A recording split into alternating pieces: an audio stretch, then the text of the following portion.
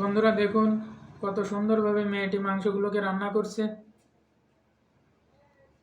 সে প্রথমে কিন্তু মাংসগুলোকে সুন্দরভাবে পরিষ্কার করে নিচ্ছে।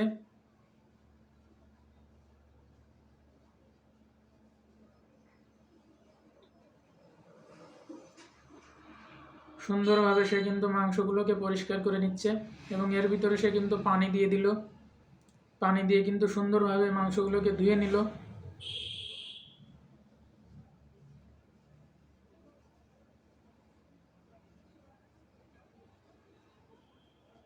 এরপরে সে কিন্তু আদাগুলোকে সুন্দরভাবে বেটে নিল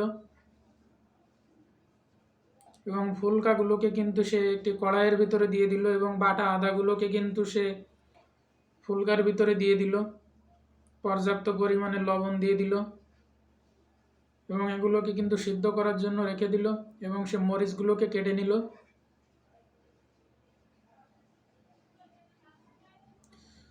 এর সঙ্গে সঙ্গে সে অন্যান্য সবজিগুলোকেও সুন্দরভাবে টুকরো টুকরো আকারে কেটে নিয়ে একটি পাত্রে রেখে দিল।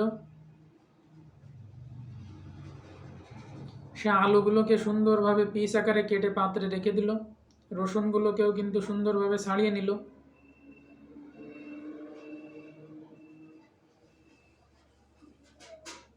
রসুনগুলোকে কুচি কুচি আকারে কেটে পাত্রে রেখে দিল।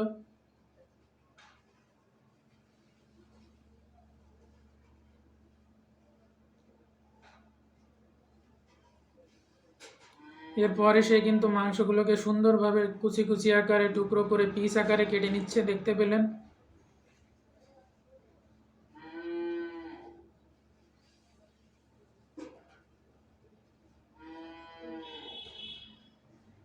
এরপরে কিন্তু সে কড়াইয়ের ভিতরে গরম তেল দিয়ে দিল এবং তার ভিতরে কিন্তু আদা রসুন সহ অন্যান্য মশলাগুলোকে কিন্তু সে তৈরি করে নিচ্ছে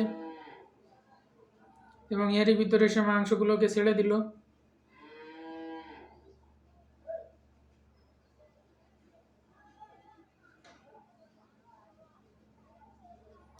এবং কাটা আলু ও অন্যান্য সবজি এবং মরিচগুলোকে কিন্তু সে এর ভিতরে দিয়ে দিল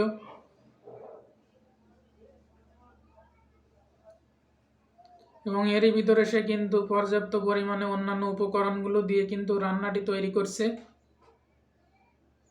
পানি দিয়ে দিল এবং এটি কিন্তু একদমই প্রস্তুত হয়ে গেল।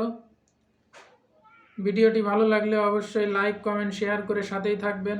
এমন নতুন নতুন ভিডিও পেতে চাইলে অবশ্যই চ্যানেলটিকে সাবস্ক্রাইব করে রাখবেন। আজকের ভিডিওটি আপনাদের কেমন লাগলো সেটি অবশ্যই কমেন্ট বক্সে কমেন্ট করে জানাবেন।